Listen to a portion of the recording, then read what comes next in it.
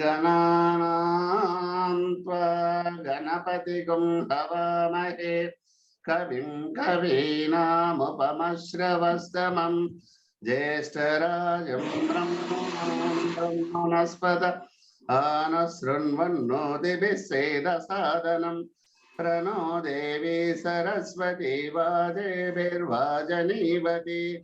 धीनामवित्रयवतु गणेशाय नमः सरस्वत्यै नमः श्रीगुरुभ्यो नमः हरिः ओम् विश्वं दर्पण दृश्यमान नगरी तुल्यं निजान्तर्गतं पश्यन्नात्मनि मायया बहिर्वोद्भूतं यथा निद्रया साक्षात् कुरुते प्रबोध समये स्वात्मानमेवाद्वयम् तस्मै श्री गुरुमूर्तये नमः इदं श्री दक्षिणामूर्तये हरिः ओम् सकल देवतातीत स्वरूपुలు భగవాన్ శ్రీ శ్రీ శ్రీ సత్యసాయి బాబా వారి పాద పద్మములకు శతకోటి నమస్కారాలు తెలియజేసుకుంటూ ఈరోజు అట్లాగే ఈ సత్సంగంలో పాల్గొన్నటువంటి శ్రోతలందరికీ సాయిరాం చెప్పుకుంటూ ఈరోజు ఈ నిర్వాణ ప్రకరణంలో యోగ వాసిష్టంలో లాస్ట్ నిర్వాణ ప్రకరణం గురించి డిస్కస్ చేస్తున్నాము. పోయిన క్లాస్లో 2 క్లాసుల కిందట మనము రాముల వారికి వశిష్ఠ మహర్షి ఈ ద్వైతము అద్వైతం అనేది భావన ఏ రకంగా జీవుల్లో ఉద్భవిస్తుంది, ఆ ద్వైత భావన ఏ రకంగా అధిగమించాలి, అద్వైత భావన ఏ రకంగా సృష్టిలోనే సహజంగా ఉంది, తర్వాత దాన్ని ఏ రకంగా రుచి చూస్తే జీవునికి బ్రహ్మపదమైనటువంటి ఆలోచన స్థితిగతులు ఏర్పడి అతని సాధన ద్విగుణీకృతం అవుతుంది అనే విషయాన్ని చెప్పుకుంటూ వస్తున్నాడు. అంటే అన్ని రకాల అన్ని కోణాల్లో రాముల వారికి వచ్చేటువంటి సందేహాలను వశిష్ఠ మహర్షి నివృత్తి చేస్తూ ఏకాగ్రతతో ఏ రకంగా అయితే మనం బ్రహ్మపదమైనటువంటి ఆత్మ మనం దర్శనం చేసుకుంటూ ఎప్పుడైతే ఆత్మ స్వభావం మనలో స్థితి కలుపుతుందో అప్పుడు ఈ ద్వైతం అంతా వెళ్ళిపోతుంది. ఒకవేళ రాముల వారు వేసిన ప్రశ్న కూడా అడుగుతాడు, జీవులు జీవన్ముక్తులు విదేహముక్తులు ఉంటారు కదా, జీవన్ముక్తులు ఉంటారు కదా, ఇంకా వాళ్ళ జీవం ఉంటుంది కదా, మరి వాళ్ళ ఆత్మదర్శనం చేసినా కూడా ఏ రకంగా ఈ ప్రపంచంలో జీవితాన్ని సాగిస్తారంటే చెప్తున్నాడు ఆయన. అయ్యా ఆత్మపరంగా వాళ్ళు ఎప్పుడూ ఆత్మల్లో ఆనందంలో డోలలాడుతుంటారు, కానీ బహిర్ముఖంగా ఎప్పుడైతే ప్రపంచ వ్యవహారాలకు వస్తే మౌనంగా ఉంటారు. వాళ్ళు ఏదైనా చేసినా లీలాప్రాయంగానే వాళ్ళ కార్యక్రమాలు నిర్వర్తిస్తుంటారు తప్ప వాళ్ళు ఈ జగత్పరమైనటువంటి కార్యనిర్వాహాలు ఎటువంటి లంపటాలకు కూడా వాళ్ళకి మనసులో స్థిరంగా ఉండవు వాళ్ళకి. ఎందుకంటే ఆత్మలో స్థితిగతులు నిక్షలంగా ఉంటాయి కాబట్టి వాళ్ళకి బ్రహ్మపదమైనటువంటి ఆలోచనలే ఉంటాయి తప్ప నిరతిశయానందానం అంటాడు, నిరతిశయానందము అంటాడు మహర్షి. సో ఆ రకంగా ఉంటారు కాబట్టి అట్లాంటిది ఉంటుంది. ఇంకా ఎటువంటి పరిస్థితుల్లో వాళ్ళకి జగత్పరమైనటువంటి బాధలు ఈతి బాధలు ఇవన్నీ భావనలు వాళ్ళు రావు అని చెప్తాడు. అంటే ఆ సమస్థితి ఉంటుంది.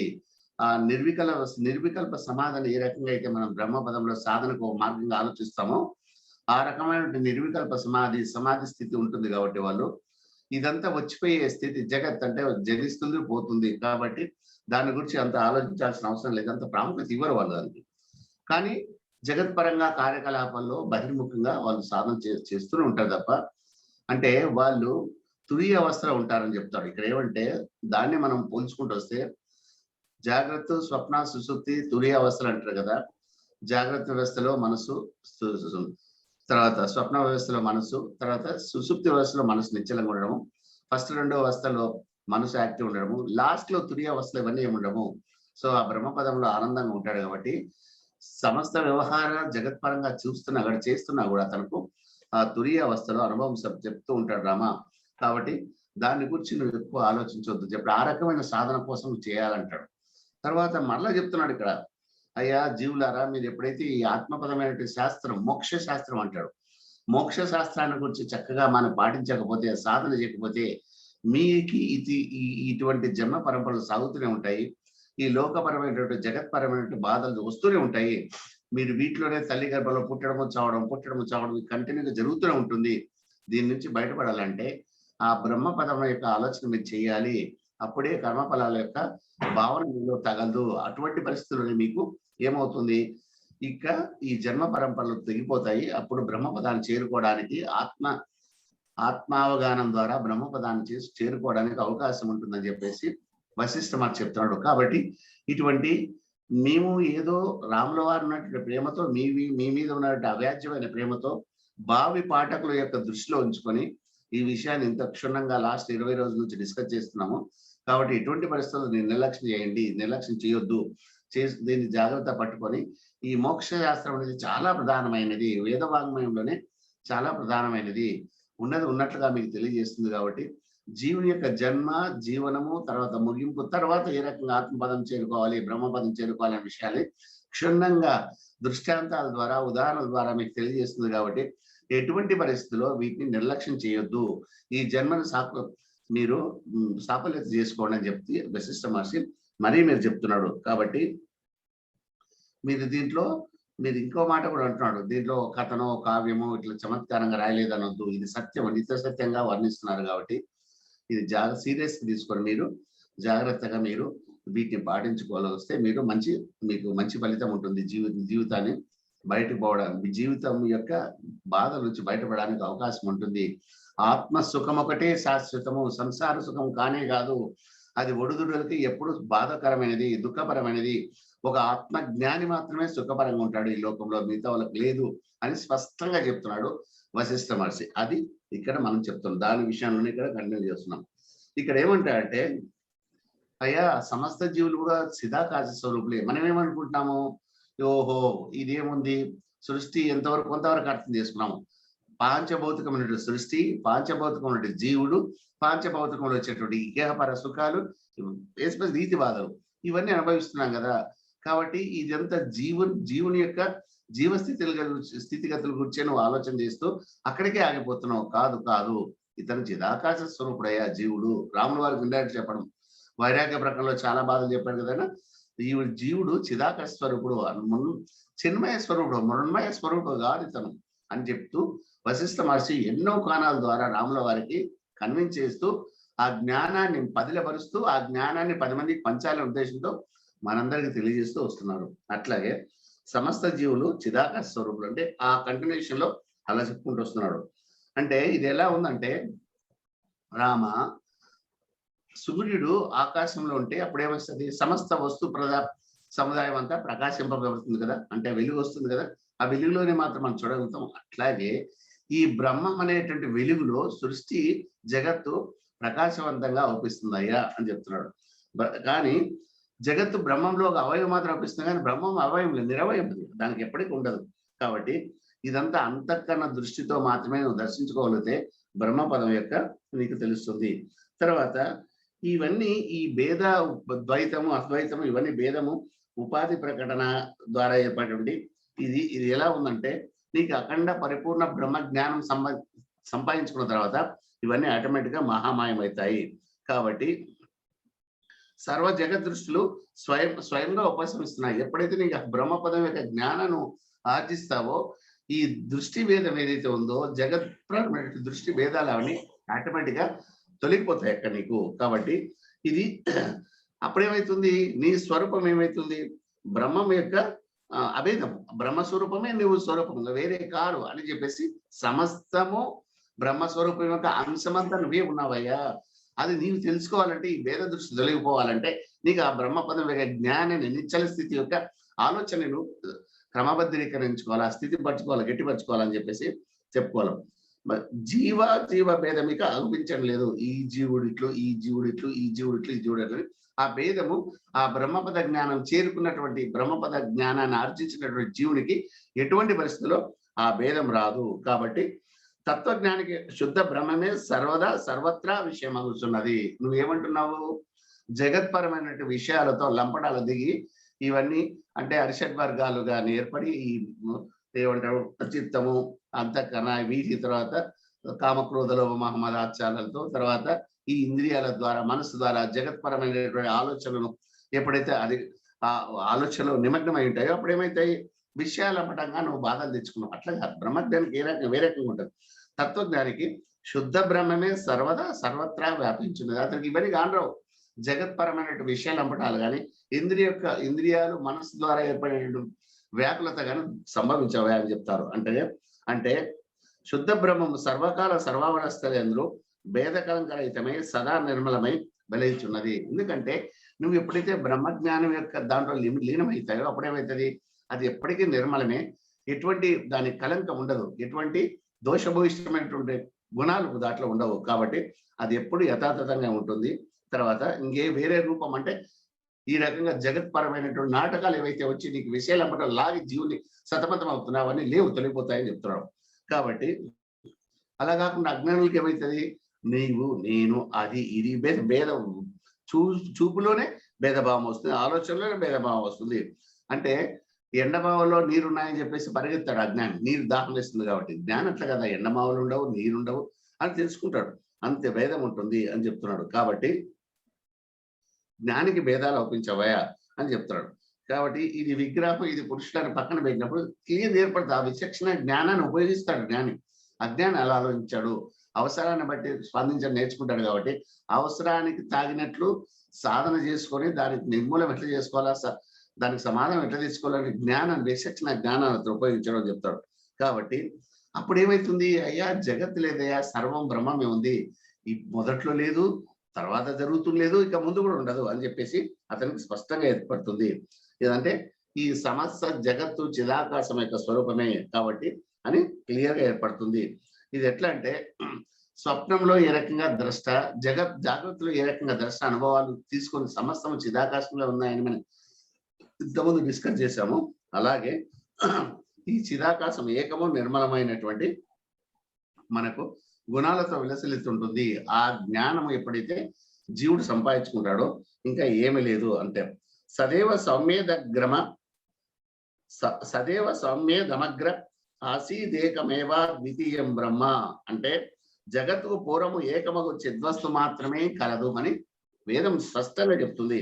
సృష్టిలు చెప్తున్నారు ఏ సమయం ముందు జగత్తు లేదు. కాబట్టి సృష్టికి పూర్వం ఎచ్చడా కానీ నిమిత్త కారణం కానీ ఉపాదాన కారణం కానీ లేవు. ఒకవేళ ఈ రకంగా మట్టి కుండకు తయారు చేయడానికి ఉపాధి కారణం లేకుండా మట్టి చేసే కుమ్మరి ఏ రకంగా ఉపాధి కారణానికి ఏమంటాడు ఉపాధి నిమిత్త కారణంగా ఉంటాయో ఆ రకంగా ఈ జగత్తు సృష్టిలో ఏర్పడడానికి ఆ రెండు ఎక్కడ కనిపించలేదు. జగత్ వేదాల కానీ శాస్త్రాల కానీ అనుభవపూర్వకంగా ఎక్కలేదు. కాబట్టి జగత్ అనేది లేదు. కాబట్టి ఇది జగత్తు ఉద్భవించలేదు, ఇది స్పష్టంగా తెలుసుకో అని చెప్పేసి నువ్వు అటువంటివి నీకు రాకూడదని చెప్తాడు. కాబట్టి ఒకవేళ వచ్చినా ఏమంటుంది గల జగత్ అంటే అజ్ఞాని జగత్తు దర్శనం చేసుకుని కాబట్టి అజ్ఞాని యొక్క ద్రష్ట యొక్క తత్వమే జగత్తు. అంటే జగతే ద్రష్ట, జగతే జీవుడు. కాబట్టి జగత్ అనేది ఒకవేళ కొంతమంది కల్పిస్తుంటే జీవుని స్వరూపమే, అది వేరే కాదు, సృష్టిలో ఎక్కడ ఉత్పన్నం కాలేదు. కాబట్టి ఇదంతా కూడా ఈ చిదాకాశమే తన స్వభావంచే జగత్తు జీవుడని రూపంగా భాషిస్తుంది. చిదాకాశం అంత సర్వంలో ఉంది, జ్ఞానంలో ఉంది, అజ్ఞానంలో ఉంది. కానీ అజ్ఞానం ఏం చేస్తాడో ఈ లోతైన బ్రహ్మపదాన్ని ఆత్మస్థితిని తెలుసుకోలేదు కాబట్టి ఏమవుతాడు, అతనికి ఈ జగత్పరమైన వాసనలు ఉంటాయి కాబట్టి అతనికి జీవుడు జగత్ అనే భావనతో లంకతో సతమతమవుతుంటాడు అని చెప్తున్నాడు. ఇక్కడ ఆ రకంగా చెప్తూ వస్తున్నాడు. అప్పుడు రాముల వారు అడుగుతాడు, స్వామి బాగుంది అంటే రాముల వారి ఆలోచన ఎట్లుందంటే జీవుడికి అనేకమైన అనుభవాలు వస్తున్నాయి. జీవుడి యొక్క అనుభవాలు జాగ్రత్త వ్యవస్థలో కానీ స్వప్న వ్యవస్థలో కానీ సుషుప్త వ్యవస్థలో ఉన్నాయి. ఈ రకమైన అనుభవాలు ఏ రకంగా వచ్చినప్పుడు అతని మనోస్థితిగతులు బట్టి ఆలోచన బట్టి ఏ రకంగా తాదాత్మ్యం చెందు ఏ రకంగా ఈ బ్రహ్మపదాన్ని ఆత్మపదాన్ని కానీ చేరుకోవాలా అంటే ఆ మార్గాన్ని వెతుక్కోవాలంటే నీకు ఏ రకంగా వెలుపలికి వెళ్ళాలంటే మార్గం తెలియాలి కదా. ఎలా తెలుస్తుంది అతనికి అంటే ఈ మూడు అవస్థలో జీవుడు ఉంటాడు కదా, ఆ జీవుని యొక్క స్థితిగతులు ఈ మూడు అవస్థలో తెలుసుకుంటే ఆ జ్ఞానం కూడా అతని పరిస్థితి అర్థం చేసుకోవడానికి వీలవుతున్న ఉద్దేశంతో ప్రశ్నలు అడుగుతాడు. ఏం స్వామి జాగ్రత్త స్వప్న సుషుప్తుల రూపం ఏమిటో దాని నుండి ఏది ఉద్భవిస్తుందో చెప్పమంటాడు. స్వామి మూడు అవస్థలు ఉన్నాయి కదా, మరి ఈ జాగ్రత్త స్వప్న సుషుప్త అవస్థలు ఏది నుంచి ఏది ఉద్భవిస్తుందో చెప్పండి అంటాడు. జాగ్రత్త స్వప్నము సుషుప్తి. కాబట్టి అంటే వశిష్ఠ మహర్షి అంటాడు, నాయన నిర్కషంగా దీన్ని మనం ఇతివిద్ధంగా దీన్ని సపరేట్ చేయడానికి లేదు. ఎందుకంటే జాగ్రత్త స్వప్నము సుషుప్తి కూడా ఒకదానికొకటి పరస్పరము మిళితమై ఉంటాయి. అవి ఏంటంటాడు, జాగ్రత్తలో మూడు వ్యవస్థలు ఉంటాయి, జాగ్రత్త అని, జాగ్రత్త స్వప్నం అని, జాగ్రత్త సుషుప్తి అని. అట్లాగే స్వప్నంలో కూడా స్వప్న జాగ్రత్త, స్వప్న స్వప్నము, స్వప్న సుషుప్తి. సుషుప్తిలో కూడా సుషుప్తి జాగ్రత్త, సుషుప్త స్వప్నము, సుషుప్తి. ఇట్లా మూడు అవస్థలు ఉంటాయి. అంటే పార్షియల్ గా ముందుది ఈ ఒకదానికొకటి కలిసి ఉంటాయి. కాబట్టి ఇదన్నీ మనం ఇతిమిద్దంగా చేయడానికి వీలు లేదు అంటాడు. అంటే రాముడు వారి ఆలోచన ఎలా ఉందంటే ఈ ప్రశ్న సంధించినప్పుడు, ఒకవేళ జీవుడు ఎగ్జాక్ట్ గా స్వప్నంలో ఉంటే ఆయన అనుభవాలను బట్టి ఏ రకంగా అతని స్థితిగతులు మనం విశ్లేషించుకోవచ్చు. జాగ్రత్తలుగా అట్లా ఎట్లా సుషుప్తిలో కూడా అలాగే అని చెప్పేసి ఆలోచనతో ఈ ప్రశ్న ఇస్తే వశిష్ఠ మహర్షి స్పష్టంగా చెప్తున్నాడు. నాయన అలా కాదు. ఈ 3 ఒకదానితో ఒకదానికి మిళితమైంటాయి. ఒక్కో దానికి 3 గుణాలు ఉంటాయి. 3 రకాలుగా విభజించుకోవచ్చు మనం అర్థం చేసుకోవడానికి అని చెప్తాడు. అంటే ఫర్ ఎగ్జాంపుల్ చెప్తాడు. జాగ్రత్త స్వప్నం ఉంది కదా. జాగ్రత్త స్వప్నం అంటే పగటి కల అంట కదా మనం. మనో ఇంద్రియాలచే కలగంటున్నాం. మనో ఇంద్రియాలు జాగ్రత్తలోనే కలగంటాం. మనోరాజ్య రూపం అది. కాబట్టి ఇంద్రియాలు వ్యాపారరహితం ఉంటాయి. కాబట్టి కేవలం మనోమయత్తమై ఉంటాయి వ్యాపారాలని. కాబట్టి ఇక్కడ కానీ నిద్రలో కూడా మనం ఏమనుకుంటాము, మనం నిద్రపోతున్నాము తర్వాత మేల్కొనాలని ఈ రకంగా భావనలు వస్తుంటాయి. కాబట్టి ఇదంతా స్వప్నో జాగ్రత్త ప్రవిశతి జాగ్రత్త స్వప్నాద బుద్ధ్యతే జాగ్రత్త స్వప్నం ప్రవిశతి ప్రబుద్ధం స్వప్న జాగ్రత్త. అంటే ఆత్మ జాగ్రత్త స్వప్నం నుండి మేల్కొని స్వప్న రూప జాగ్రత్త నుండి ప్రవేశిస్తుంది. చూడండి, ఆ జాగ్రత్త స్వప్నం నుంచి మరి స్వప్న రూప జాగ్రత్తకు ప్రవేశిస్తుంది. అంటే ఆ 2 ఎలిమెంట్స్ లో ఫస్ట్ ది ఏదైతే డామినేట్ చేసిందో అది మారుతూ సెకండ్ దానికి లీడ్ ఇస్తుంది. అంటే జాగ్రత్త స్వప్నం నుంచి అది మార్పు చెందుతూ స్వప్న జాగ్రత్తకు వస్తుంది. సో ఈ రకంగా మిళితమై ఉంటాయి అని చెప్తాయి. కాబట్టి 2 పరస్పరం ఒకదానికోవడానికి కారణమవుతూ ఉంటాయి. తర్వాత అట్లాగే జాగ్రత్తవంతుడి స్వప్నము స్వప్నం అని, స్వప్న జాగ్రత్తవంతుని యొక్క జాగ్రత్త అని కూడా చెప్పబడుతుంది. కాబట్టి ఇవి స్వప్నంలో వస్తువులు ఏ రకంగా నిజంగానే అనిపిస్తాయో జాగ్రత్తలు కూడా అట్లాగే అనుభవం వస్తుంది. కాబట్టి ఈ రెండిట్లు కూడా ద్రష్ట ఒకటే కాబట్టి ఇదంతా స్వప్నం స్వల్పకాలికంగా ఉంటుంది, జాగ్రత్త అధికారం ఉంటుంది. ఇవన్నీ అంటే కాబట్టి మనం స్పష్టంగా విశ్లేషిస్తే జాగ్రత్త అనేది స్వప్నం వంటిదే, స్వప్నం జాగ్రత్త వంటిదే. కాబట్టి రెండింటికి ఏది భేదం లేదయ్యా అని చెప్తాను.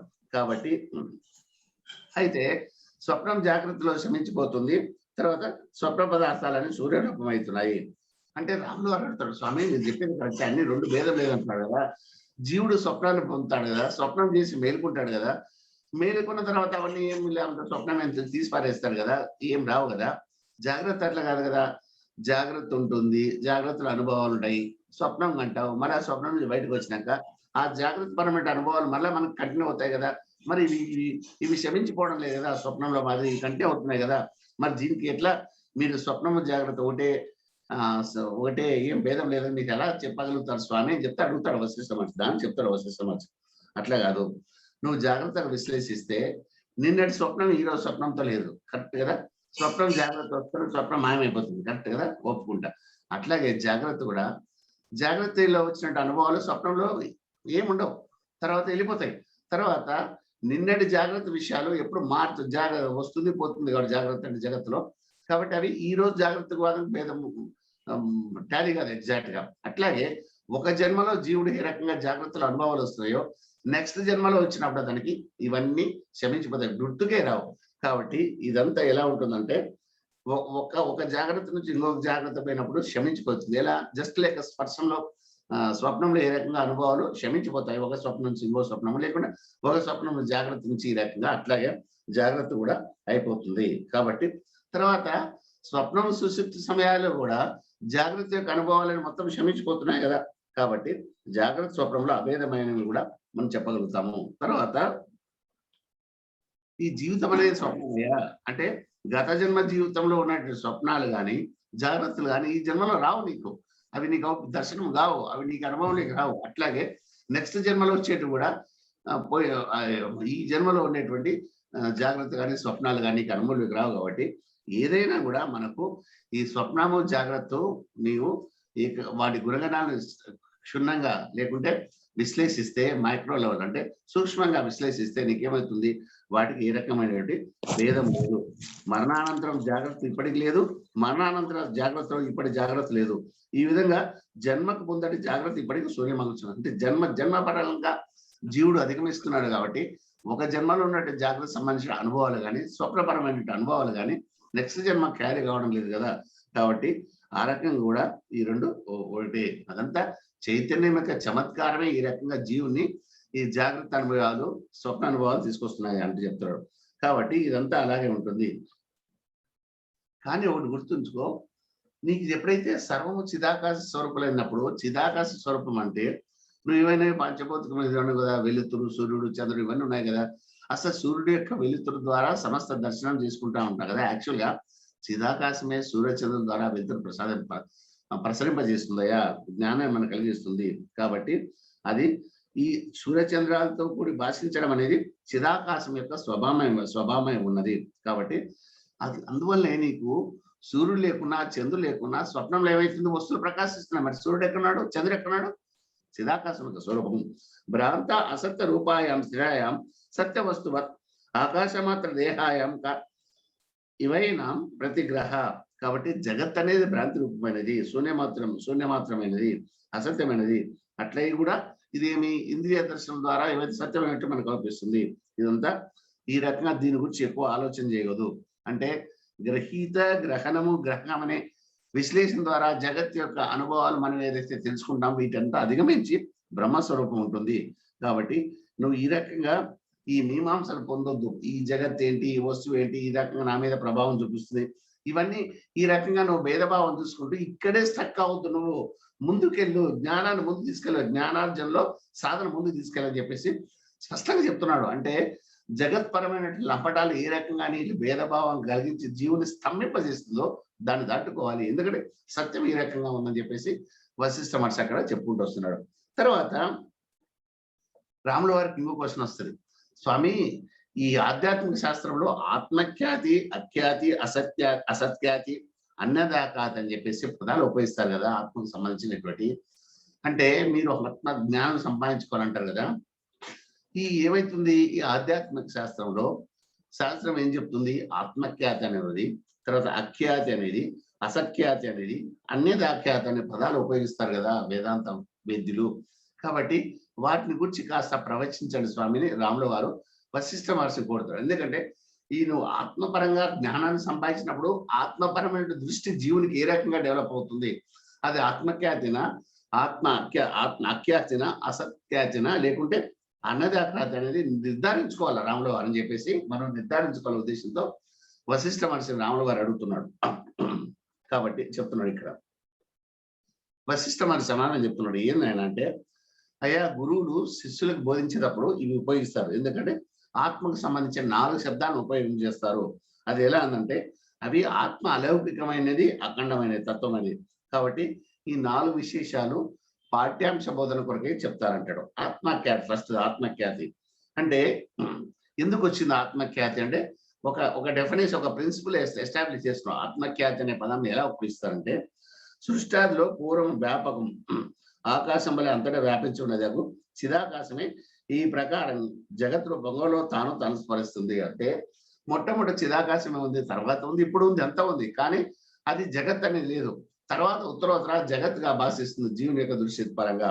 కాబట్టి ఈ చిదాకాశం తనలో ఒక చైతన్య స్వరూపం. అది దాంట్లో ఏం చేస్తుంది, ఈ జగత్ అనేది ఖ్యాపత మనొచ్చున్నదో దాన్ని అది జగత్కారం ఆత్మఖ్యాతి అని చెప్పబడుతుంది. అంటే చైతన్య రూపమైనటువంటి చిదాకాశంలో ఏ భాగం అయితే జగత్ యొక్క ఖ్యాతిని తెలియజేస్తుందో దాన్ని ఆత్మఖ్యాతి అని చెప్పబడుతుంది. అంటే ఆత్మలో ఏదైతే జగత్తుగా ప్రకటితం అవడానికి కారణభూతం అవుతుందో ఆత్మఖ్యాతి అని చెప్పబడుతుంది. అంటే ఆత్మ ఉంది కదా, యాక్చువల్ ఆత్మ యొక్క ఏంటి, చిదాకాశ యొక్క అంశం కదా. మొట్టమొదటి చిదాకాశంలో ఏం జగత్ ఏం లేదు కదా. కానీ తర్వాత జగత్ అనే జీవుని యొక్క అనుభవాలు ఇవన్నీ బట్టి ఆలోచన చేస్తున్నాడు కదా. కాబట్టి ఈ జగత్ యొక్క విశేషాలను ఏ భాగం అయితే చిదాకాశం యొక్క చైతన్య స్వరూపం అంటే చిదాకాశం యొక్క ఆత్మ అంశ ఏ భాగం, ఆత్మలో ఏ అంశమైతే జగత్పరమైన ఆలోచనని నీకు వ్యక్తీకరింపజేస్తుందో ఆ భాగాన్ని ఆత్మఖ్యాతి అని అంటారు అని చెప్తున్నాడు. అంటే జగత్పరమైనటువంటి జ్ఞానాన్ని చిదాకాశము అంటే చైతన్య స్వరూపం చిదాకాశము ఆత్మపరమైనటువంటి అంశం ద్వారా జగత్ యొక్క అనుభవాలు తెలియజేస్తుంది. కాబట్టి ఆ ఎక్స్క్లూజివ్ అంశం ఏదైతే ఉందో ఆత్మలో దాన్ని మాత్రమే ఆత్మఖ్యాతి అనే పదం దృష్టిలో పెట్టుకొని ఈ ఆధ్యాత్మిక శాస్త్రంలో బోధనకు ఉపయోగిస్తారని చేసి స్పష్టం చేస్తున్నాడు వశిష్ఠ మహర్షి రాముల వారి. తర్వాత అఖ్యాతి రెండో పదం. ఏ విశేషం చేత ఆత్మ అంతటా ప్రసరింపబడినై ఉండి కూడా తాను ఎటు వెళ్ళక ఎటు నుంచి కూడా రాక సర్వదా యథాస్థితమైనదో అది అఖ్యాతి. ఇక్కడ అఖ్యాతి అంటే అది కూడా ఆత్మ సంబంధించినదే, కానీ అఖ్యాతి అంటే ఏమంటున్నాడు ఇక్కడ, నిర్మలమైన పరమాత్మలో దోషభూయిష్టమైనట్టు ఈ జగత్తు ఉంది. అంటే ఆత్మ దాంట్లో స్వరూప స్వభావాలు ఏం భేదం లేవయ్యా వాటిలో వాస్తవం విశ్లేషిస్తే, కానీ యథాస్థితంలో యథాస్థానంలో స్థిరంగా ఉంది. కాబట్టి అది అంతటా, కానీ దాని యొక్క ప్రభావం అంతటా ప్రసరించి ఉన్నది, కానీ అది ఉన్న చోటు నుంచి అంత ప్రభావితం చేస్తుంది. కాబట్టి అదేమంటారు మన ఇక్కడ అఖ్యాతి, నిర్మలమైన పరమాత్మలో దోషభూష్టమైన జగత్తు. ఒకవేళ నువ్వు ఆ రకంగా జగత్తు దర్శనం చేసుకుంటే ఆత్మకు దోషం లేదయ్యా, ఎందుకంటే యథాస్థానంలో ఉంది. అంటే ఆత్మఖ్యాతి నువ్వు ముందు తెలుసుకున్నావు కదా, కానీ అఖ్యాతి కూడా అంటే దానికి నీ దృష్టిలో లోపం ఉంది తప్ప ఆత్మ అనే సృష్టిలో లోపం లేదని చెప్పడం. తర్వాత అసత్ఖ్యాతి, ఏది వాస్తవానికి అసత్ అయి ఉన్నదో వాస్తవానికి లేదో అట్టి లేదని ఉన్నట్టుగా అనుభవించడానికి ఏది కారణం అవుతున్నదో అది దాన్ని అసత్ఖ్యాతి అంటున్నాం.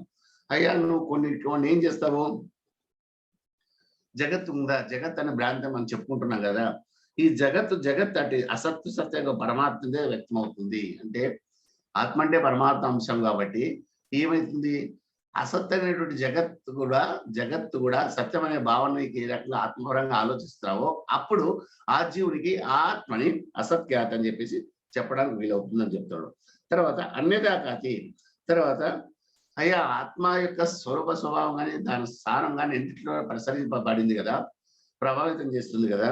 ఆత్మ అట్లా కాకుండా నువ్వేమవుతున్నావు, ఆత్మ ఎక్కడో ఉంది, దాన్ని మనం ప్రయత్నంతో చేరాలి అని అనుకున్నాం కదా, అది అన్యదాకాతి. అంటే నీకు ఆ రకమైన భావన జీవుల్లో అనుభవం వచ్చినప్పుడు అది అన్యదాకాతి అవుతున్నాడు. అంటే ఈ రకంగా ఆత్మఖ్యాతి, అఖ్యాతి, అన్యఖ్యాతి, తర్వాత అన్యదాకాతి.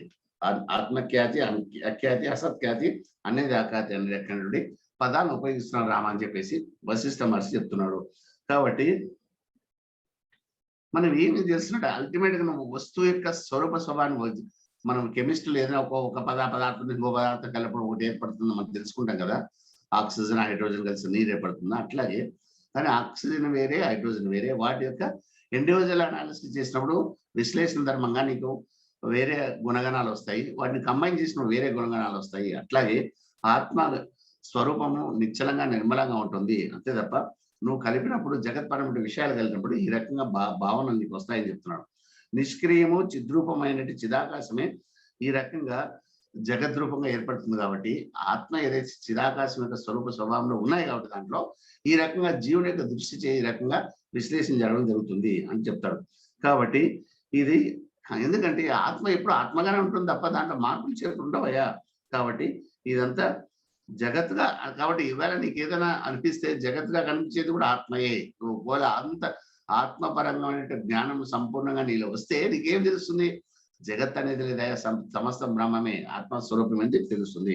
కాబట్టి అట్లా కాకుండా జగత్తే ఆత్మగా అనుకుంటే కూడా తప్పవుతుంది. ఎందుకంటే జగత్ అని సపరేట్ లేదు, ఆత్మ ఉంది.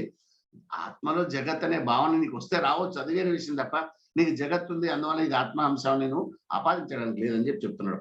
కాబట్టి ఇదే రకంగా ఉంటుంది. అట్లాగే అసత్ కాది, అసత్తును కల్పించేదే ఆత్మ ఇదే. కాబట్టి ఉన్నది లేనికి లేని ఉన్నది కల్పించడం కదా, కాబట్టి అది కూడా ఆ జగత్పరమైన భ్రాంతి చేత ఏర్పడుతుంది. అన్యదా కాది అంటే కాబట్టి ఇంకో అన్యదా కాదు కూడా కరెక్ట్ కాదు, ఎందుకంటే ఇది నెగటివ్ సెన్స్ లో ఉపయోగిస్తారు ఈ పదాన్ని. అంటే జగత్తు ఆత్మను ప్రేరేపిస్తుంది కాదు, ఆత్మ జగత్తును ప్రేరేపిస్తుంది, దానికి కారణభూతం అవుతుంది, దాని యొక్క సారం సర్వదా వ్యాపించి ఉంటుంది, అంతే తప్ప ఇది కాదు. కాబట్టి ఇది ఏంటంటే ఆత్మయే ఆత్మని జగత్తుగా చూస్తుంది. తర్వాత అంటే దీని ఎసెన్స్ ఏంటంటే వశిష్ఠ పాయింట్కి వస్తున్నాడు, అయ్యా రామ ఆత్మ వేరు జగత్ వేరైన భావన కాదు, కరెక్ట్ కాదు ఆ స్టేట్మెంట్. అట్లాగే ఆత్మలో జగత్ ఉన్నది, రెండు కూడా ఖండించబడినాయి. అంటే నువ్వు ఒకవేళ జగత్ అనే భావన జీవులో వస్తుంటే ఆత్మపరమైన జగత్ దర్శనమే అవుతుంది తప్ప జగత్తు ఆత్మను డామినేట్ చేయడం లేదు, జగత్తు ఆత్మని ప్రభావితం చేయడం లేదు.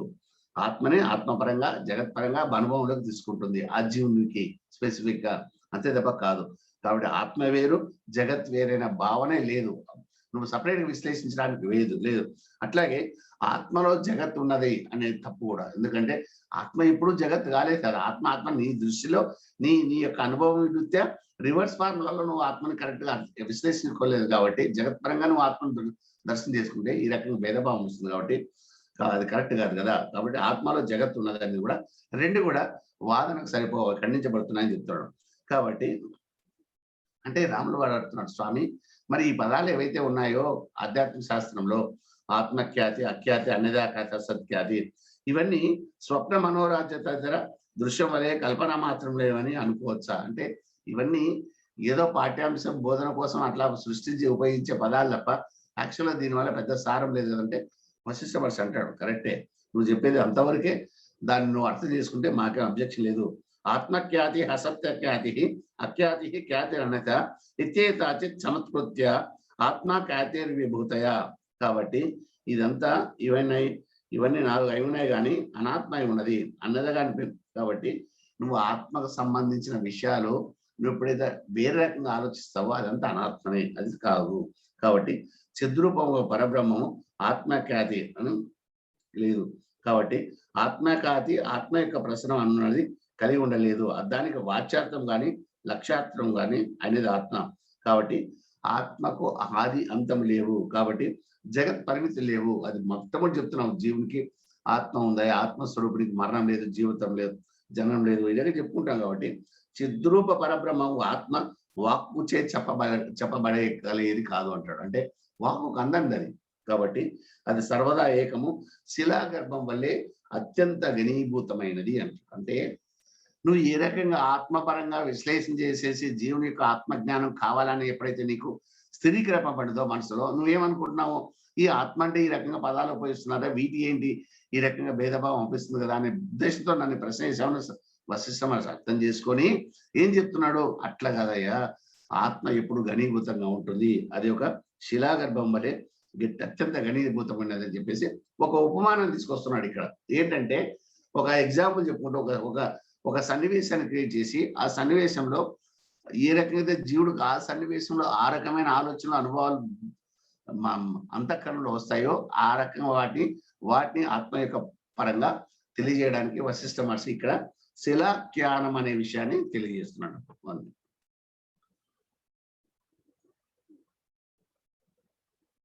వశిష్ఠ మహర్షి చెప్తున్నాడు, రామ ఒక విషయం చెప్తా విను. అంటే ఒక శిలాఖ్యానం, ఒక శిల గురించి చెప్తున్నాడు.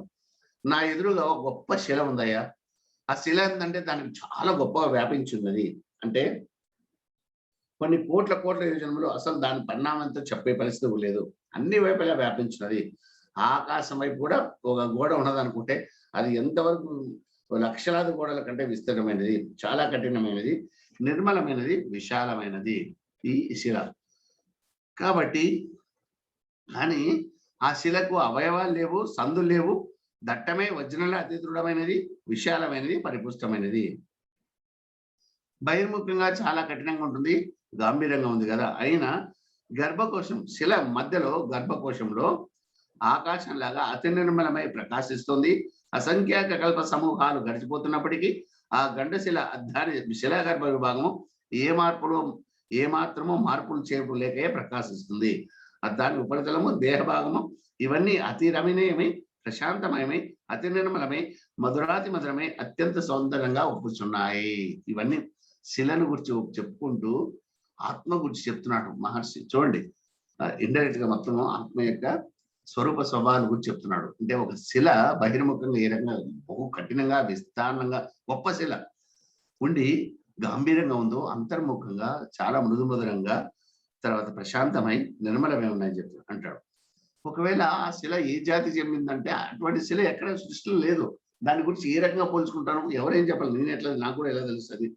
కానీ ఆ శిల అంతర్భాగంలో తొంగి చూస్తే ఏమవుతుంది, ఏం పంచభూతాలు కానీ భూమి అగ్ని ఇవన్నీ ఏమి లేవు. దాంట్లో పంచభూతాలు భూమి జలం అగ్ని వాయు ఆకాశం ఏమి లేవు. అట్లాగే అక్కడ అత్యంత ఘనీభూతమే ఆకాశం వల్లే నిర్మలత్వము, అత్యంత నిశ్శబ్దంతో కూడిన మౌనం అక్కడ తాండవిస్తుంది. చాలా నిశ్శబ్దంగా ఉందంట ఆత్మ లోపల. కాబట్టి ఈ గర్భప్రదేశంలో దృష్టి సారించి నాకు అక్కడ రేఖలు అనిపిస్తున్నాడు. చిన్న చిన్న రేఖలు అంటే ఒక లైన్స్ అవి రేఖలుగా అనుభూతులు ఉన్నాయి. ఆ రేఖలు ఏ రకంగా మనకు షేప్ అనిపిస్తుందంటే పద్మముల మాదిరి, శంఖముల మాదిరి, గదల మాదిరి, చక్రాల మాత్రం అనిపించాయి. ఇవన్నీ కూడా శిలాదేశాల శిల లోపల చెప్తున్నా ఎక్స్‌ప్లెయిన్ చేస్తున్న మహర్షి. కాబట్టి అక్కడ ఇవన్నీ లేవు. ఆకాశం, అగ్ని, వాయువు ఇవన్నీ ఏం లేవు. కాబట్టి జగత్తు లేదు. కానీ ఆ రేఖలు ఆ శిలాగర్భంలో ఉన్నదంతా శిలే అయినా ఆ ఆ శిలలో ఉన్న రేఖలు ఒక రకమైన ఆకారంగా నాకు అనుభవంలోకి వచ్చాయని చెప్తున్నాడు. రాముల వారు అడుగుతున్నాడు, స్వామి అంత గట్టి శిల అంటున్నారు కదా! అంతర్భాగం ఎలా చూశారు? ఆ శిలను ఎవరు చెక్కారు? ఎంత ఏ రకంగా ఇది మీరు అనుభవాలు లేవని చెప్పగలుగుతున్నారు. బహిర్ముఖంగా చూడ తప్ప అంతర్ముఖం కూడా మీరు విశ్లేషణ చెప్తున్నారు కదా! ఎలా సాధ్యమైందని చెప్పి రాముల వారు అడుగుతున్నారు. దానికి వశిష్ఠ మరి చెప్తున్నాడు. అయ్యా ఇక్కడ అక్కడ గర్భం ఉంది కదా! శిలా గర్భంలో ఆకాశ జీవులు ఇవన్నీ ఎలా చూశారు స్వామి అంటే చెప్తున్నాడు. ఇవన్నీ ఆ రేఖల పరంగానే మనం ఏంటంటే వృక్ష సముదాయం గాని, లేకుంటే మనం ఏ రకంగా ఆకాశంలో అప్పుడప్పుడు ఒక దృష్టి లోపం చేయగాని ఏదైనా గాని, ఇది చంద్రుల్లో ఇది ఉంది, ఆకాశంలో వెంట్రుకలు ఉన్నాయి, తర్వాత ఈ రకంగా దర్శనాలు అవుతున్నాయి. ఒక రకమైన భ్రాంతితో మనకు దర్శనం అవుతుంది కదా! అట్లాగే ఈ శిల యొక్క అంతర్ముఖంలో కూడా ఆ రేఖల యొక్క స్పష్టత, ఆ రేఖల యొక్క ఒక ఏమంటారు ఆ చిత్ర లేఖనం యొక్క దృశ్యం ఏ రకంగా ఉందంటే పర్వతాలు, నదులు ఈ రకంగా ఒక సాకారమైన భావన కలిగిస్తున్నాయి జీవుల్లో ఉంటాయి అంటాడు. కాబట్టి అక్కడే దేవదానవ కోట్లు ఈ రకంగా ఉన్నట్లుంటాయి. కాబట్టి ఆకాశంలో పెద్ద రేఖ ఒకటి ఉంది ఈ రకంగా అంటే భావన చేస్తున్నాడు ఆ రకంగా. స్వామి మీరేమంటారు? అది జడము చైతన్యం కాదు కదా! ఎట్లా ప్రవేశించారు మీరు? అస్సలు ఆ శిలాగర్భంలో లోపలికి పోయి ప్రవేశించే శిలాగర్భంలో ఉన్నటువంటి విశేషాలు నాకు చెప్తున్నారే, లోపలికి ఎలా ప్రవేశించారంటాడు. అప్పుడు వశిష్ఠమని చెప్తున్నాడు. అయ్యా నేను లోపల ప్రవేశించలేదు. ఎందుకంటే ఆ రేఖలో నేను కూడా ఒక భాగాన్ని, ఆ రేఖలో నేను కూడా రేఖని కాబట్టి నాకు అనుభవం లేకొస్తుంది. నీవు కూడా ఆ రేఖలో ఒక అనుభవం వస్తే నీకు ఇవన్నీ దర్శనం అవుతాయని చెప్తున్నాడు. అంటే అంటే ఇదేంది? అప్పుడు అడుగుతాడు, స్వామి మీరు ఆ శిలాగర్భంలో రేఖ అయితే మా గురువులు కాదా కాదంటే చెప్తున్నాడు. అది కాదు, అట్లా కాదు. ఇదేంటి అంటే ఇదంతా ఇదంతా నీకు ఎక్స్‌ప్లెయిన్ చేయడానికి చెప్పాను తప్ప, ఆ శిలాగర్భము తర్వాత దాని లోపల ఉండే రేఖల యొక్క దర్శనము, ఆ రేఖల యొక్క రూపురేఖలు ఏ రకంగా జగత్పరమైన అనుభవాలు, జీవుడు, దేవుడు, సుభిక్షము, నదులు, పర్వతాలు ఈ రకంగా భావనను కలిగిస్తున్నాయని చెప్పే విషయాన్ని నీకు ఎందుకు చెప్పానంటే, ఈ శిలాఖ్యాన సారాంశం చెప్తాను వినంటాడు. అయ్యా ఈ శిల యొక్క నీకు ఏదైతే వర్ణన చేశానో అది ఏంటంటే యాక్చువల్ శిల కాదు రామా, ఘనీభూతమైన శిల కాదు. అది పరమాత్మ యొక్క సత్తా. మా పరమాత్మ యొక్క మహాసత్తా ఆ రకంగా ఉంటది. ఈ పరమాత్మ యొక్క మహాసత్తలోనే ఈ రకంగా జీవుడు, దేవుడు, వృక్షము, పర్వతము, సృష్టి అంతా ఆ రేఖలుగా ఇమిడింపబడి ఉంటది. కాబట్టి శబ్ద, స్పర్శ, రూప, రసగంధాలు, సమస్త జీవుల వాసనలు, కాలము, సప్త సముద్రాలు, అందరి వివిధ జీవుల సంస్కారాలు ఇవన్నీ కూడా మహాశిలాంతర్భకు విభాగంలో సుమా. అట్లా పరమాత్మ యొక్క సత్తాలోనే ఇవన్నీ ఉన్నాయి. ఇవన్నీ ఉన్నాయి. కాబట్టి ఏదైనా కూడా పరమాత్మ యొక్క సత్తాలోనే ఇవన్నీ ఏర్పడి వాటిలోనే ఈ జగన్నాటకం జరుగుతూ వస్తుంది అని చెప్తున్నాడు. కాబట్టి నువ్వు వేరువేరుగా ఉన్నట్లు భావన చేస్తున్నావు తప్ప మొత్తం పరమాత్మలో విశ్వరూప దర్శనంలో ఏ రకంగా అయితే శ్రీకృష్ణ పరమాత్మ అర్జునికి కురుక్షేత్ర యుద్ధంలో విశ్వరూప దర్శనం చేసినప్పుడు అన్ని ఆయనలో ఉంటాయి కదా, అట్లా ఇది చెప్తున్నాడు ఇక్కడ. కాబట్టి ఈ రకంగా చిన్మాత్ర సత్త కంటే హెచ్చర ఏది ఉండదు. కాబట్టి అదంతా ఆ రకమైన సత్తా, పరమాత్మ సత్తా, చిన్మాత్ర సత్తా అది. దాంట్లో అన్ని ఉన్నాయి. ఇంకా భేదభావం ఇవన్నీ రావు. కాబట్టి ఒకే స్వప్న అనేక రూపనామాలుగా ఎట్లయితే వర్ణించబడుతుందో, ఒకే జలం ఏ రకంగా తరంగాలుగా ఏర్పడుతుందో, అట్లాగే ఒకే వాయువు అనేక తరంగాలుగా ఏర్పడుతుందో, అదంతా కూడా ఈ ఈ చిద్రూపం అనేది రూపాలుగా, ఈ లోకాలుగా, అనుభవాలుగా అంటే ఈ భేదభావం అనేటువంటి మనకు ఏర్పడుతుంది. అంటే సృష్టి పరంగా, స్థితి పరంగా కూడా భేదభావం లేదయ్యా. సమస్తము పరమాత్మ యొక్క సత్తలోనే మనం ఇమిడి ఉన్నాం కాబట్టి ఇంకా నువ్వు ఆత్మపరంగా భేదం తప్పు, నువ్వు స్థితి పరంగా భేదం తప్పని విషయాన్ని చేయడానికి ఈ విషయం చెప్తాం. ఇదం బ్రహ్మగణం సర్వం చిన్మాత్ర గణమాతతం పరమార్థ గణం శాంతం సర్వం ఏకగణం విదుహు. అంటే ఏ కాలంలో కానీ భూతకాలం కానీ భవిష్యత్ కాలం వర్తమాన కాలం కానీ సర్వవ్యాపకము చిన్మాత్ర గణము పరమశాంతము పరమార్థ గణ స్వరూపము ఏకము నిర్లిప్తము మహామౌన స్వరూపము పరబ్రహ్మమే అయి ఉన్నది. అంటే పరమాత్మ సత్తా అంటే పరబ్రహ్మమే.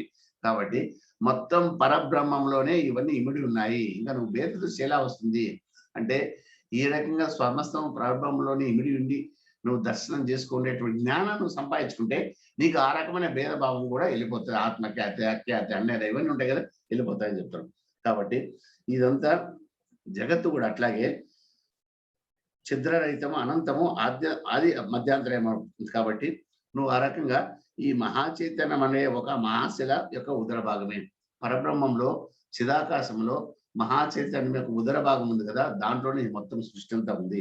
కాబట్టి బ్రహ్మమే తన రూపముగా గల ఆ శిల తానే సృష్టి, జగత్తు, బోరు మొదలైన పర్యాపదముసే ప్రసిద్ధపడుతున్నది. కాబట్టి ఈ జీవుడి యొక్క అనుభవాల దృష్ట్యా ఈ బ్రహ్మమే జగత్ అని, తర్వాత సృష్టి అని, బోనం అని పిలుస్తున్నది. కాబట్టి నువ్వు ఎప్పుడైతే ఈ భావం నీలో వస్తుందో, నువ్వు ఏ రకంగా పరమాత్మ సత్తలో ఒక భాగం కాదో, పరబ్రహ్మ సృష్టిలో ఒక భాగము, అన్ని సహజీవులు కూడా అంతే కదా. కాబట్టి ఆ రకంగా ఈ జలంలో ఎన్ని తరంగాలు ఉన్నాయి, మొత్తం జలమే కదా. ఆ రకంగా అట్లా ఆధ్యాత్మ దృష్టిని, ఆత్మ దర్శనం సంపాదించుకుని ఆ సర్వదా సత్య దృష్టిలో గండి. అంటే ఈ దృష్టి యొక్క దోషం ఏ రకంగా తొలగించుకోవాలని వశిష్ఠ మహర్షి విశ్లేషిస్తున్నాడు. అంటే ఎప్పుడైతే ఈ స్థితిగతులు కూడా నీకు అన్యదా కాకుండా మొత్తము ఒక పరమాత్మ సత్య యొక్క శిలా ఘనభూతంలో ఘనీభూతమైనటువంటి శిలారూపంలో అంతర్భాగంగా ఏ రకంగా రేఖలు పడి ఆ రకంగా భావనలు నీకు చేస్తుందో, అది శిల అనేది ఇక్కడ పరబ్రహ్మ స్వరూపమేయా. దాంట్లోనే ఈ రేఖల ద్వారా జీవులు, దేవులు, ఇవి మొత్తం అంతా సృష్టి అంతా విడిపడింది. కాబట్టి ఇదంతా ఏకమే. కాబట్టి ఈ ఆధ్యాత్మ దృష్టిని, ఆత్మ దర్శనము సముపార్జించుకొని తద్వారా సత్య దృష్టిలో రండి. అంటే సత్యం ఏదో తెలుసుకో. అప్పుడు సత్య దృష్టిని కలిగినప్పుడు ఈ భేదభావం క్షమించిపోతుంది అని చెప్పేసి విషయాన్ని క్లియర్ చేస్తున్నాడు. ఒక్కొక్క కాన్సెప్ట్ ను క్లియర్ చేసుకుంటా రాములవారు మనకు తెలియజేస్తున్నాడు. తర్వాత జ్ఞాన దృష్టి ఎలా ఉంటుందని చెప్తున్నాడు. అంటే రమ ఇంతకుముందు 4 ఖ్యాతులు చెప్పాం కదా, ఆత్మఖ్యాతి, అసత్ఖ్యాతి, అఖ్యాతి, అన్యదాఖ్యాతి అని చెప్పాం కదా.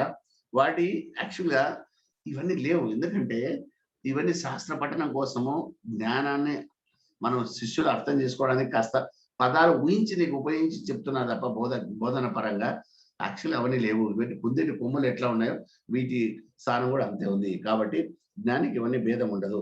కాబట్టి ఆత్మఖ్యాతి మొదలైన భ్రాంతి దృష్టిలోని చిన్మాందం. కాబట్టి ఈ ఆత్మఖ్యాతి ఇవన్నీ ఏవైతాయో ఈ అన్యదాఖ్యాతి, అసత్ఖ్యాతి ఇవన్నీ కూడా లయింపజేస్తున్నాయి. కాబట్టి మహాశుద్ధము, సర్వకల్పనాశూన్యమైనటువంటి చిన్మాత్రము ఈ రకంగా సమస్తము చిదాకాశం ఉన్నప్పుడు ఇంకా ఈ రకమైన భేదభావనలో అవి శాస్త్ర పఠనం కోసం, అర్థం చేసుకోవడానికి కోసం నీకు ఎక్కడ వేరే వాళ్ళు మీకు ఉపయోగించినప్పుడు వాళ్ళు ఏ ఉద్దేశంతో ఉపయోగిస్తున్నారు విషయాన్ని తెలుసుకోవడానికి ఉపయోగపడతాయి తప్ప వాస్తవంగా అవి సత్యాన్ని తెలుసుకోవడానికి అవి పెద్ద ఉపయోగపరం కాదు. అయమాత్మ త్వయం ఖ్యాతి ఇత్యంత కలనా బ్రహ్మ నా సంభవతి ఆతచ్చైనం శబ్దం త్వక్త భవార్థకాన్. కాబట్టి ఇది ఆత్మ యొక్క ఖ్యాతి, సృష్టి రూపం ఈ రకంగా కల్పన. అంటే ఇదంతా నువ్వు ఏదైనా ఆ రకంగా పదాలు ఉపయోగించినా అదొక కల్పనా స్వరూపంగా. కాబట్టి ఇది ఆత్మకు ఆత్మ అనేటువంటి వేరుగా సృష్టి అనేది ఎక్కడ లేదు. కాబట్టి అది ఏకమే. అప్పుడు నువ్వేం చేయాలా? విభాగరహితమగు పరమాత్మ యందు పరమాత్మకు చివేరు కానంటే పరమాత్మ తత్వమే విభాగమే నేను అని తెలుసుకోవాలి. అంటే భేద రూపం ఎలా ఉంది అంటే ఆ లింక్ పెడుతున్నాడు వశిష్ఠ మహర్షి ఇక్కడ. ఆ భేద దృష్టిలో రాముల వారు ఎన్ని ప్రశ్నలు వేస్తున్నాడు కదా, జీవులకు వచ్చే అనుభవం, భేద దృష్టి యొక్క అనుభవం ద్వారా ఈ రకంగా ఆలోచనలు వస్తున్నాయి కదా. ఈ రకంగా శాస్త్రం కూడా కొన్ని విషయాలు తెలియజేసింది కదా. వీటి సారాంశం ఏం చెప్పడానికి ఆ రకంగా ప్రశ్నలు వేశాడు కదా. దానికి వశిష్ఠ మహర్షి సమాధానం ఏం చెప్తున్నా అంటే, అయ్యా విభాగరహితమగు పరమాత్మ యందు పరమాత్మకు వేరు కానంటే పరమాత్మ తత్వమే విభాగమే నేను. ఈ రకంగా ఆలోచించాలి. అంటే పరమాత్మను విభజించలేవు, తర్వాత పరమాత్మ వేరు కాలేవు. అట్లాంటి పరమాత్మ తత్వ విభాగమే నేను. అంటే ఎప్పటికి కూడా నువ్వు భేద దృష్టి అనేది ఎలా ఉండాలంటే, అయ్యా సర్వం అభేదమే, భేదం లేదు అనే దృష్టితో నువ్వు స్థిరంగా నెలకొని ఉండాలి. సర్వము పరమాత్మ దృష్టిలో భేదం లేదు, తర్వాత విభాగం విభజించేది కాదు. కాబట్టి అట్లా పరమాత్మ తత్వంలో భాగమే నేనని భావాన్ని నువ్వు స్పష్టంగా చేసుకోరామా అని చెప్తున్నాడు.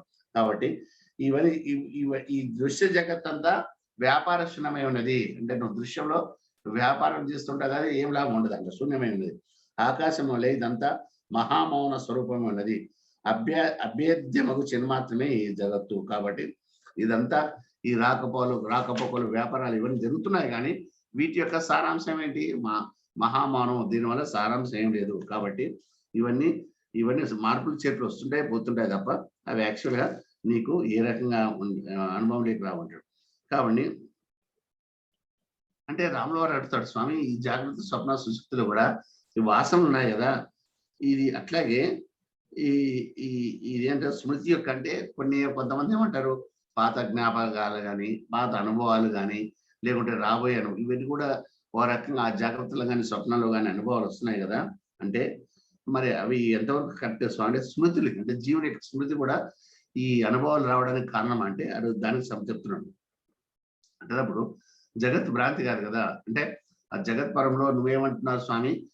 జాగ్రత్తలు గాని, స్వప్నంలో గాని, సుషుప్తిలో గాని ఏవైతే అనుభవాలు ఉన్నాయో అవన్నీ భ్రాంతి అని చెప్తున్నారు. కానీ ఒక విశ్లేషణ ఏముందంటే, ఒక అంశం ఏముందంటే, ఒక వాదన ఏముందంటే, జీవునికి అనుభవాల పరంగా ఇంతకుముందు జరిగిన యొక్క అనుభవాలు గాని, జరగబోయే అనుభవాలకు సూచనంగా గాని, ఈ రకంగా కూడా ఒకసారి అనుభవాలు వస్తాయి కదా! మరి దానికి ఏదంటే దాన్ని చెప్తున్నాడు. చిదాకాశం దానికి కాబట్టి తర్వాత ఇంకోటి నీకు అటువంటి స్ఫురణ, స్మృతి కూడా చిదాకాశంలో వస్తుంది కదా! కాబట్టి దానికి ఇంక వేరే స్ఫురణ కూడా చిదాకాశ స్వరూపమే కదా! కాబట్టి నిరాకారము చిదాకాశ స్వరూపంగా స్ఫురణకు కారణం లేదు. అది ఇతిమితంగా పలానా వస్తుంది, పలానా వస్తుంది లేదు కాబట్టి దాన్ని శాస్త్రబద్ధమైనటువంటి శాస్త్ర సంబంధమైనటువంటి నిర్ధారణ చేయడానికి వీలు కాదు. చిదాకాశం నందు చిత్స్మరణ స్వభావ సిద్ధమే. కాబట్టి అది స్వభావంగా చిత్స్వరూప స్మృతులు ఇవన్నీ వస్తాయి. అనుభవాలు వస్తే రావచ్చు కానీ దాన్ని ఇది ఇదంతా నువ్వు దాన్ని ఏమంటారు దాన్ని ఒక సిద్ధాంతీకరించడానికి వీలు కాదని చెప్తాడు. కాబట్టి బ్రహ్మస్వరూపము ఆత్మ తన యొక్క పరమాత్మ స్వరూపము ఏమాత్రం ఏ క్షణంలోనూ త్యజించడం లేదు. అది సర్వశక్తిమంతకు చిత్స్వరూపమే కాబట్టి సర్వమునకు తానే కారణమై ఉంటుంది. తన నిర్మల స్వభావము బ్రహ్మస్మృతే ఇది జాగ్రత్త, ఇది స్వప్నము, ఇది సుషుప్తి, ఇది తుర్యము, ఇది బ్రహ్మము, ఇది ఆత్మ ఇత్యాది నామములను తానే స్వయంగా గావించుచున్నది. చూసారా?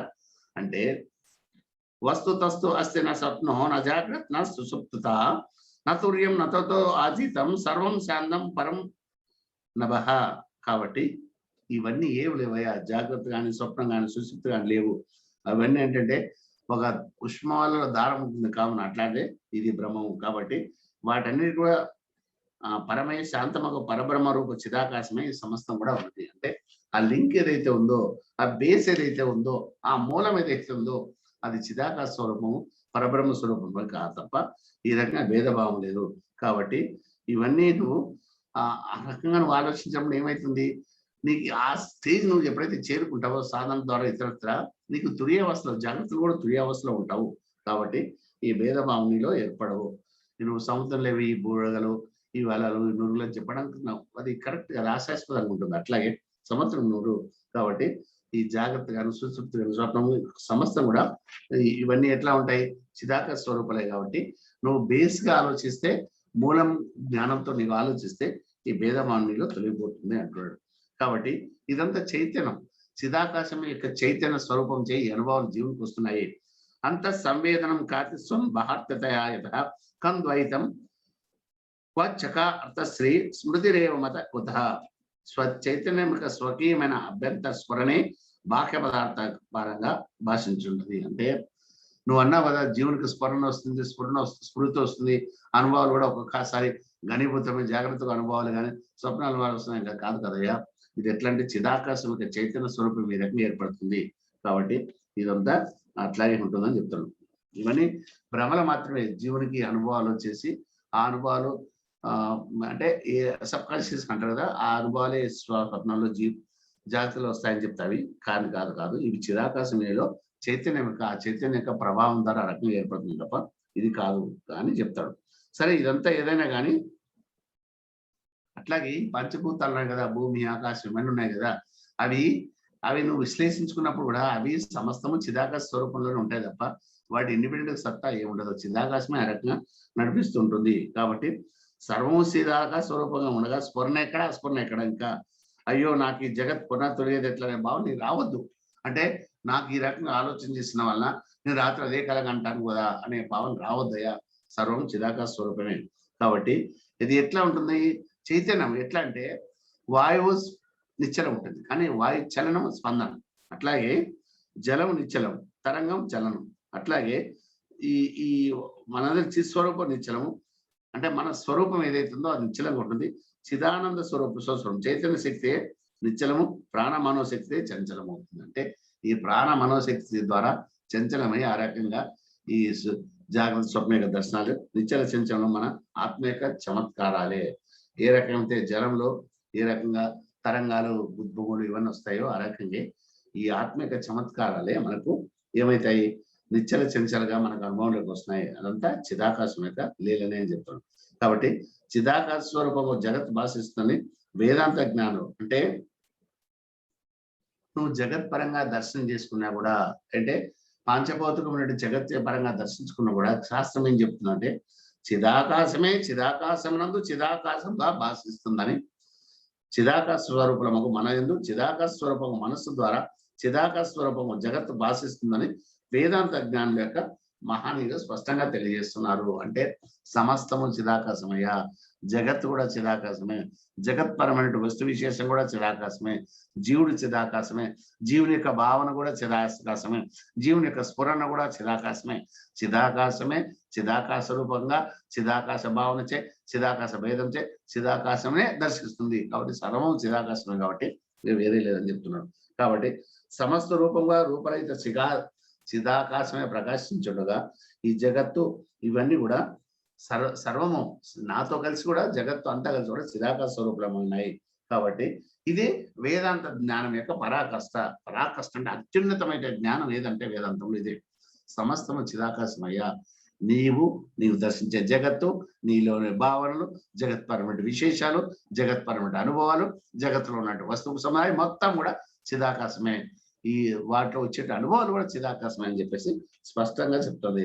ఆత్మ సాక్షాత్కారంద స్వరూపులకు మానీయులు అట్లా ఆ రకంగా ఎవరైతే మనకి ఇక్కడ ఉన్నారో విశ్వామిత్ర మహర్షి, నారద మహర్షులు కూడా మనం సమాధి చాలా చెప్పుకుంటున్నా, చాలా విషయాలు డిస్కస్ చేస్తున్నారు కదమ్మా, వాళ్ళు ఆనందంగా వింటున్నారు. అది ఆ రకంగా ఉంటుంది. కాబట్టి ఇవన్నీ కూడా ఈ నామరూప భేదాలు ఇవన్నీ జగత్తులు ఉన్నాయి కదా, భాషించండి. దానివల్ల నీకేమి, చిదాకాశ స్వరూపం కదా, వెలగలే ఏమైతుంది కాదు అంటారు. కాబట్టి ఇతమిద్దం అన్నింత సద్వా అసద్వా యథాస్థితం లోక పర్యాయ వృత్తాంతం ప్రాజ్ఞో జానాత్ నేతర.